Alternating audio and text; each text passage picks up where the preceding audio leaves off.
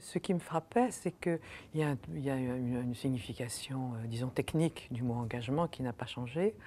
Mais ce qui me frappait, c'est qu'il y a eu une évolution du sens moral, du sens de l'engagement en tant que valeur, dont les dictionnaires portent témoignage. Et donc, en comparant ce qui était au milieu du XIXe siècle à aujourd'hui, on voit que l'engagement a pris un sens plutôt politique, au sens de l'engagement politique depuis la Seconde Guerre mondiale, et que le sens de l'engagement moral, c'est-à-dire de la valeur de l'engagement, est considéré par le petit Robert comme vieux, témoignage d'une évolution des valeurs. Je l'ai pris à ce titre-là.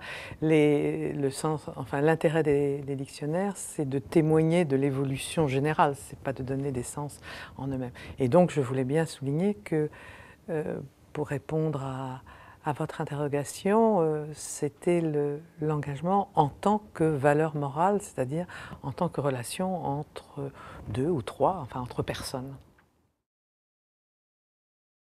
Parce que la société est formée à la fois d'institutions et aussi d'une série de relations interpersonnelles, c'est-à-dire de relations entre des personnes.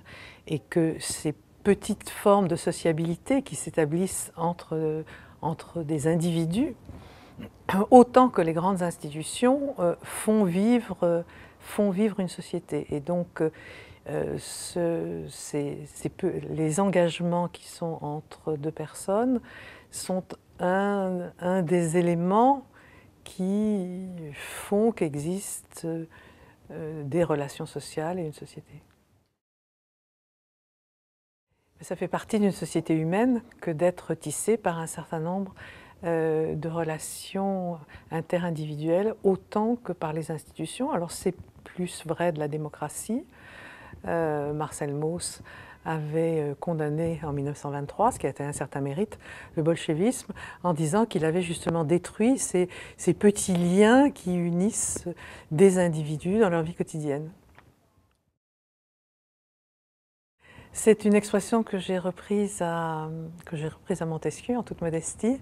Montesquieu oppose la démocratie réglée, qui respecte les institutions et les lois, et la démocratie extrême, c'est-à-dire le moment où la liberté risque de devenir licence et où l'égalité risque de se transformer en égalité extrême, à vouloir que tout le monde soit pas seulement égal, mais semblable, et à aller vers l'indistinction. Et nous sommes menacés aujourd'hui du risque d'aller vers une démocratie extrême, c'est-à-dire où les règles communes qui organisent la vie des hommes entre eux sont mal respectées. Donc c'est un des risques de la démocratie d'aujourd'hui.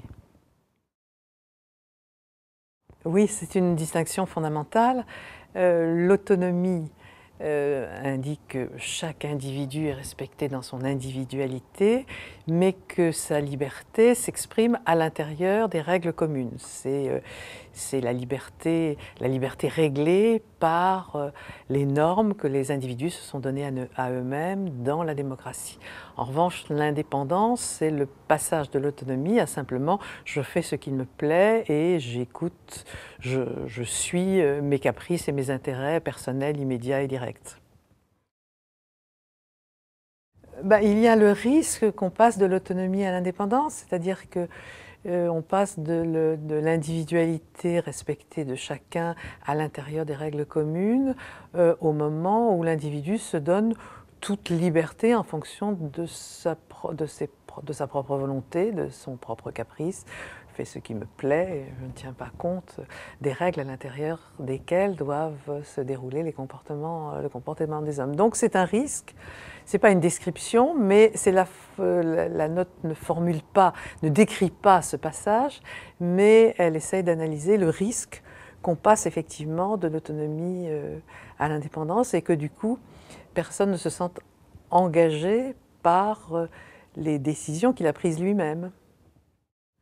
Une société qui ne donnerait plus de valeur à l'engagement libre que chacun a pris vis-à-vis des autres et vis-à-vis de soi-même deviendrait une société tout à fait inhumaine, puisque elle empêcherait que les hommes soient fidèles au choix libre qu'ils ont fait et d'eux-mêmes et des autres.